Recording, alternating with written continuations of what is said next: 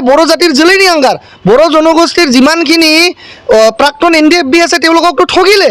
এইবিলাক মানুহে মেইন কনস্পিৰেটৰ্ছ যিবিলাকে অসম চৰকাৰক কেতিয়াও শান্তিত থাকিব দিব নিবিচাৰে সেয়া আপুনি নোটছাত কৰাৰ সাহস আছে নে দম আছে আপোনাৰ প্ৰধানমন্ত্ৰী ডাঙৰ বুঢ়াই যেন হাল খামানি বা হাল খেতিনি খামানিখো মাও যায় এই বয়সত ধৰ্মৰ কাম কাজ কৰক ৰাজনীতি যদিও কৰিছে অলপ সততাৰে কৰক নহ'লে কিন্তু অনাগত জেনাৰেশ্যনে আপোনাক ক্ষমা নকৰিব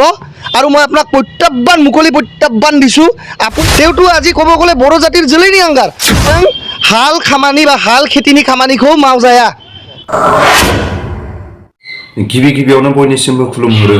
आंनि चेनेलनि नायगिरि गेदेरमा रायजो राजा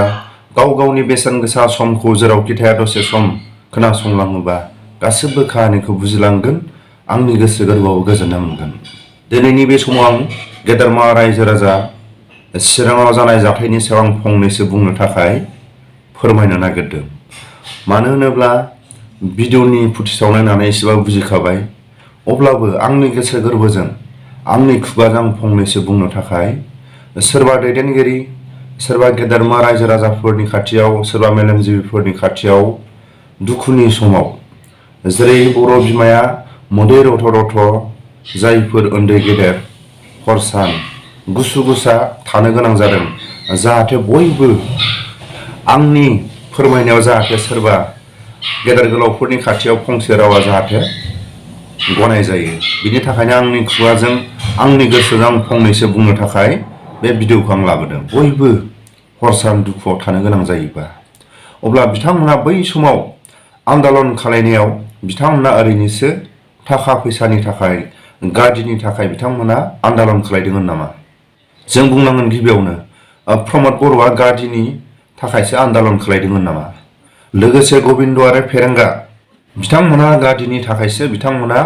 दावहा नांदोंमोन नामा हारिनि थाखाय बेबायदिखौ जों दिनै नुसारनो थांदों जों बुंनांगोन जेब्ला बिथांमोना बर' हारिनि थाखाय हाग्राबारियाव थानानै दावहा नांदों बेबायदि समाव जायफोर बर' रायजो राजाफोरनि थाखाय गुबुन हारिजों सरखारजों गादब जानायनि थाखाय रायजो राजाफोरनि खाथियाव बाथ्रा बुंबोदोंमोन प्रमद बर'आ हब्रा हब्रा जेब्ला गारमा थसेब जालायनाय खोथा बुंदोंमोन बेबायदि खोथा बुंनाया बहा थांखो जोंथ' दिनैनि समाव बिथांमोननि आखल आखुखौ जेरै गावनि बिमा बिफा बिदा फंबाय गथ' गथाय जेरै गाबहोदों बेफोरनि फाबा उननि समाव बिथांमोना हालाय हाफाय बेमारजों भुगिनांनानै बिथांमोना थैनो गोनां जागोन बेबायदि खोथाखौ आं जाहाथे बुंनायाव जाहाथे बिथांमोननि सायाव बुंनाय खोथाफ्रा जाहाथे गोरोन्थि जाया बिनि थाखायनो आं गोसो गोरबो सिंनिफ्राय इसोरनि खाथियाव आरज गाबो जाहाथे जेरै गावनि बिदा फंबाय बिमा बिफा मोदै रथ' रथ' गाबहोनायनि माखासे बिथांमोननि साजाया उननि समाव जाहाथे बिथांमोना बेमार आजारजों जाहाथे भुगिनाङो बिनि थाखायनो आं आसा खालामो इसोरनि सायाव लोगोसे आं खावलायो सोरांबानो सोरखौबा जोबथेसालियाव सोनांगौ सोरांबानो सोरबा बर' रायजो राजाफोरखौ मेन्टेलि टर्चार होनांगौ बेसेबां दुखुखौ लाबावनो जोंथ' नुबाय थायो सम सम जेरै एक्स एनडिबिफ्राबो केसनि थाखाय नागारजानाय जेरै गावनि गथ' गथायजों बिमा बिफाजों एखे लोगो न'खराव थानो हाया जोंथ' ससियेल मिडियायाव खोनानो मोननाय बायदिब्ला जायफोर दैदेनगिरिफ्रा सोरखौ हमहोगोन सोरखौ जेलाव हरगोन सोरखौ इनकाउन्टार खालायगोन जायफोर गादियाव थानाय दैदेनगिरिफ्रा बेबायदि माखासे बिथांमोना साननायल' दं होननानै बुङोबा जों खुनु लस गैया मानो होनोब्ला जायफोर केस वारेन्टआव नागारजानाय बिथांमोना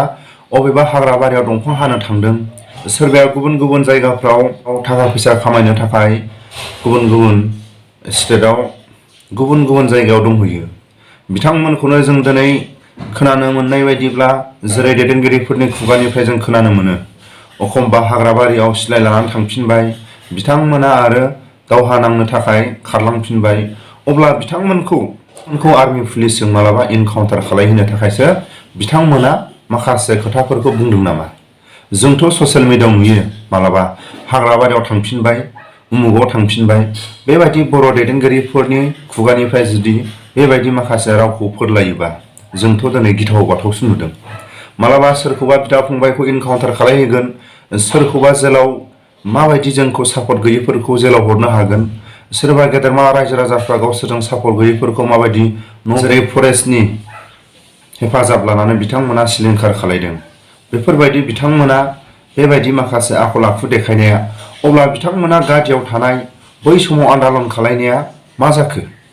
जोंथ' दिनैनि समाव बेबायदि सोरबा आन्दालनखारि दैदेनगिरि थानायाव दिनै बर' बिमानि मेगनाव गावनि बिदा फंबाय बिमा बिफाफ्रा रंजा बाजासो थानांगौमोन बेसेबां दुखुनांथाव बिनि थाखायनो आं खावलायो जेरैबायदि साननैसोनि सिगां चिरां डिस्ट्रिक्टनि सिङाव थानाय बर'फोरनि न' बांखौ जेरै सिलिंखार खालायदों बे सिलिंखार खालायनाया थांनाय बोसोराव जों ससियेल मिडियायाव नुनाय बायदिब्ला जेरै गुबुन हारिफोरखौ होखारनो थाखाय बिथांमोना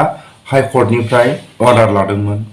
जेरै भारत सरकारनिफ्राय आसाम सरकारनिफ्राय बिथाङा मदद लादोंमोन बेबायदियाव हाइकर्टनि अर्डार लानानै बिथांमोना थांनाय बोसोराव जेब्ला अर्डार कपिखौ मोनबाय बेबायदि समाव जों खोनानो मोननाय नुनो मोननायाव जेब्ला आदिबासि सात्र अन्था सोरबा बांगाल सात्र अन्था सोरबा गुबुन गुबुन नेपालि सात्र अन्थाफ्रा जेब्ला वार्निं होबाय बिथांमोना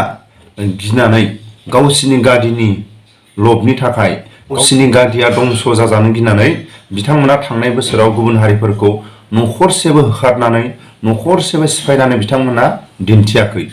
जेरै बिथांमोना सरकारनि अर्डारखौ बिथांमोना मावनानै देखायथारनांगोन नङाबाथ' बिथांमोना लाजिथावना बिनि थाखायनो गावनि बिमा बिफा गावनि बिदा फंबाय बे खामानिखौ जों मावनो गोनां जादों होननानै जों बुंनो हायो थांनाय बोसोराव जुदि बिथांमोना इसेबां पावार दंमोनब्ला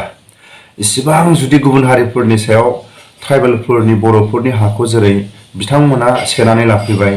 जेरै सोरांबानो जों बांगालफोरनि मैगं थाइगं थिलिखौ जों बारायनानै लानाय जों नुयो सावथालफ्रा सोरांबानो हाग्राफोरखौ एवनानै माखासे मैगं थाइगं था सोमलि बायदिना गायनानै बिथांमोना गुवार गुवार बारि खालायनानै लाबाय गुबुन गुबुन माखासे हारिफ्रा बेबायदिनो माखासे बोसोरफ्रामबो हादानखौ सिफायनानै हाग्रा सावनानै बिथांमोना बारायनानै लायो अब्ला थांनाय बोसोराव मानो बिथांमोना सोरबा नेपालिनो सोरबा आदिबासिनो सोरबा बांगालनो बेबायदि हारिखौ मानो दांनानै देखायनो हायाखै जों नैबेनि माखासे प्रमाणखौ जों जुदि नागिरोबा बिथांमोना हयथ' लाजिनांगोन बिथांमोनानोथ' अर्डार कपिखौ दिहुनदोंमोन बिथांमोना सरकारनि अर्डारखौ मावनो हायैनि थाखाय दिनै गावनि बिदा फंबाय बिमा बिफाखौनो बिथांमोना साजायबाय बेखिनि भिडिअखौनो आं लाना फैदोंमोन जाहाथे आंनि बुंनायफ्राव गोरोन्थिफोर जायोब्ला आं निमाहा बियो जोबथारनायाव फंसे बाथ्राखौ आं खावलायो जाहाथे जोंनि बर' दैदेनगिरिफ्रा जायफोर गादियाव दं बिथांमोना गासैबो आन्दालनखारि बे आन्दालनखारि बिथांमोना जेरै गादियाव दं जाहाथे बर' बिदा फंबाय बिमा बिफाफ्रा जाहाथे मोदै गनाङा सोरांबानो सोरबा दैदेनगिरिफोरखौ गावसिनि गोरोन्थिनि फंफा फंनै बाथ्रा बुंनायखौ जेलाव हरनांगौ बिथांमोनखौ मेन्टेलि होनांगौ सोरांबानो एक्स-एन-डि-बिफोरनि केस वारेन्टखौ पुलिसफोरनि माखासे थुलुंगा होनाय जेरै नागिरनानै बिथांमोना सोरबा दिनै गावनि नबथिखौ गारनानै सोरबा हाग्रा बारियाव दंफां हानानै थानो गोनां जाबाय सोरबाया गुबुन गुबुन जायगायाव खामानि मावनानै थाहैनो गोनां जाबाय दिनैनि समाव जों दैदेनगिरिफोरनिफ्राय जों खोनायो बिथांमोनालायनो गोदान आफाद जानानै हाग्रा बारियाव दंहैयो अब्ला गावनि बिदा फंबायखौ आरो गोदानै इनकाउन्टार खालायनाय बिथांमोननि माखासे खुगानि रावा बे माब्रै जाथावना आरो गुबुन हारिफोरखौ बिथांमोना जेब्ला गुबुन हारिफोरजों थांनाय बोसोराव जेरै वार्निं होजाबाय बिथांमोना गुबुन हारिनि वार्निंखौ गिनानै गावसिनि गादिनि लबनि थाखाय गावसिनि गादिनि लबिनि थाखाय बिथांमोना गावनि बिमा बिफा गावनि बर' गामिखौनो बिथांमोना बेबायदि फरेस्टनि हेफाजाब लानानै आसाम सरकारनि हेफाजाब लानानै बिथांमोना बेबायदि खामानिखौ मावनो गोनां जाबाय बेसेबां दुखुनांथावना बिनि थाखायनो आं आसा खालामो जाहाथे बिथांमोना फैबाय थानाय समाव जाहाथे जेरै जेब्ला बिथांमोना आन्दालन खालायनायाव जेरै बर' रायजो राजाफोरखौ गावनि बिदा फंबायफोरखौ माखासे बेसेबांबा गोथौ गोथौ खोथा बुंनानै माखासे थगायसुला बिथांमोननि माखासे गोसो गोरबोनिफ्राय जाहाथे बिथांमोना उननि समाव बेबायदि गावनि बर' बिमा बिफा बिदा फंबायनि जेरै नंखायफ्ला खोथा बुंनायनि थाखाय बिथांमोना उननि समाव बै माखासे बोराय समाव बिथांमोना जाहाथे खस्थ' मस्थ' माखासे बिथांमोना भुगिनाङो बिनि थाखायनो आसा खालामो आरो जों नुदों